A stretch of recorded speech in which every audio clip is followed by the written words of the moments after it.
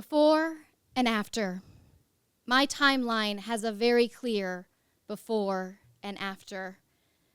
There's a blip, a scab, an obvious break in what had once been a beautifully solid line. I was 26 years old, and I had just gotten married about 6 months before, and I was feeling like an adult, like the kind of adult that goes to the grocery store on Sunday afternoons and pays their bills on time, like a real adult. But I found myself sitting there on my parents' couch, instantly feeling like a teenager again. The only difference was my husband sitting next to me. Otherwise, it looked exactly like those conversations when I was 16 and my parents are sitting opposite of me with these very serious looks on their faces. I had no idea what we were there to discuss. I kind of wondered if I was about to be grounded again. But, I'm an adult with a mortgage and a career and a line of credit at Home Depot. My dad took a deep breath, and then he said a single sentence that created that giant break in my timeline. Back in 1967, your mom had a child out of wedlock. I'm sorry, what? I literally laughed out loud, and I thought, this is such a weird joke. And then I thought, out of wedlock? What is this, 1950? But my husband, John, nudged me in my ribs, and I looked at him. He raised his eyebrows and gestured at my mom, who was sitting there, silent, tears streaming down her face. And immediately, a giant weight settled right in the pit of my belly, and I went from laughing to wanting to vomit. I had to blink my eyes to keep the room from spinning. I know that sounds melodramatic, but I was so confused. I had like 52,000 questions bombarding my brain all at the same time. Wait, was I born in 1967? No. Wait, did my parents have a child before my sister? No, they met in 68. Wait, what? When I go back in time and I revisit this space, it's like a movie after the bombs have gone off and there's this high-pitched whine in your ears and this bright shock of light. That's what it felt like as my parents explained to me that my mom, in her 20s, had found herself pregnant. She didn't tell her own parents till she was practically bursting. And by then, she'd already made all the arrangements. She'd found a Catholic home for girls where she could quietly slip away and give up the baby for adoption. And that's what she did. And then she never spoke of it again to anyone, not to my dad, not to me or my brother or my sister, not even her doctors. No one.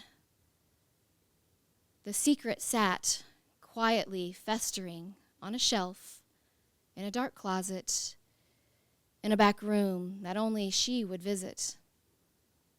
Until that day when I was 26, and that secret came busting through those closet doors like a 900-pound gorilla, tearing apart everything in its path. My whole world felt wrong. I felt like everything I'd ever known was a lie. All of it. I questioned everything. The entire fabric of my childhood. What else had they lied to me about? And I was so angry. I was so mad and bitter and betrayed, and I couldn't say anything. We didn't talk about it. We did, but we didn't. Not really. I think the most painful part was not that my mom had had a baby, not that had happened. It was the secrecy. It was the not knowing. But we all do that to some degree. We put on our masks. We play our roles. We do the things so that no one sees just how broken we feel. We do that a lot with family. The very people who love us And ironically, it's because we love them too. It's why I took my anger and I put it on a shelf, in a dark closet, in a back room that only I could visit. I'd done it 1,000 times before. I've done it 1,000 times since. I have bent and twisted and contorted myself so that what I want fits what others want for me. I have made choices based off what I think will make my parents happy or what I think my kids expect. I have stayed on paths for far too long simply because it's what's expected. We really will do almost anything to avoid disappointing people, especially our families. So we do things we don't really want to do. We hide secret feelings. We climb ladders of success we don't even want. We do what we're supposed to do. Maybe we even hide the half-sister because we just don't feel like we have a choice. We take our feelings, we take our hopes and our dreams, and all of that we put on a shelf, in a dark closet, in a back room,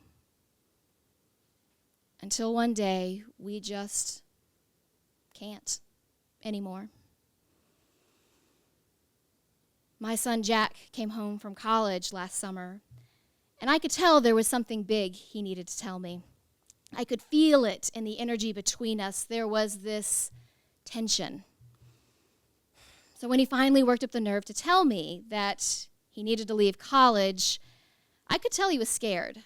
I could see it as his eyes darted back and forth across my face to see how I'd react. And I have to be honest, my initial reaction, not the best. Almost drove my car off the road.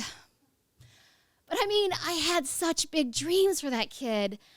The moment they placed him in my arms, I saw so many amazing things I wanted for him. So after some time, after a lot of time, I realized this was what's right for him. And so this is what I said. I release you, Jack, of any obligation, any expectation you think I have for you. And if that means that you don't finish college and you don't get a degree, it's okay. Maybe what I want for you isn't what you want for you. I saw his shoulders drop in relief, and the energy between us totally shifted. He felt so much lighter, and I realized all those things I wanted for him, those were really for me. Those were my dreams, my expectations, not his. I was putting a lot of obligation on his shoulders, something family knows a thing or two about. So I've been thinking, what if I let go of expectation and obligation for everyone? What if we all did? What if I said to my parents, I release you of any expectation, any obligation for you to be perfect, for you to have your shit together, for you to have it all figured out? What if I just let my parents be humans? Humans with a past and maybe even a future where it's okay to make a few mistakes. So that's what I'm choosing to do today, with you as my witness.